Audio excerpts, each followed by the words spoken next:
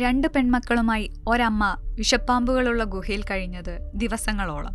ആത്മീയ അന്വേഷണത്തിനായോ അതോ അതിജീവനത്തിനായോ? ഒരാഴ്ചയിലേറെയായി രാജ്യം ചർച്ച ചെയ്യുന്ന ഒരു ചോദ്യമാണിത്.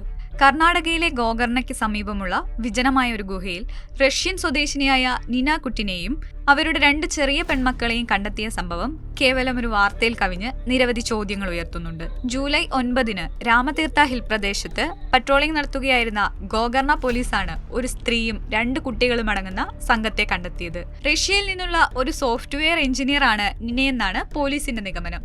മക്കളുടെ ഭാവിക്ക് ആത്മീയമായ അടിത്തറ നൽകാനാണ് ഇവിടെ എത്തിയതെന്നും അവർ പറയുന്നു. എന്നാൽ എന്താണ് ഇവരെ ഇങ്ങനെയൊരു ജീവിതം തിരഞ്ഞെടുക്കാൻ പ്രേരിപ്പിച്ചത് എന്നത് വ്യക്തമല്ല. മണ്ണിടിച്ചിലിന് സാധ്യതയുള്ള വിഷപ്പാമ്പുകളും മറ്റ് വന്യജീവികളുമുള്ള പ്രദേശത്താണ് കുട്ടികൾക്കൊപ്പം ഇവർ താമസിച്ചിരുന്നത്. ശുദ്ധമായ വെള്ളമോ ഭക്ഷണമോ മറ്റ് അടിസ്ഥാന സൗകര്യങ്ങളോ ഇല്ലാത്തതിനാൽ കുട്ടികളുടെ ആരോഗ്യസ്ഥിതി വളരെ മോശമായിരുന്നു.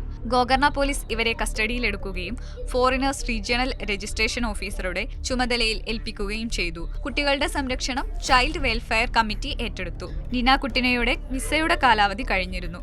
ഒരു രാജ്യത്ത് വിസ ഇല്ലാതെ തങ്ങുന്നത് നിയമലംഘനമാണ്.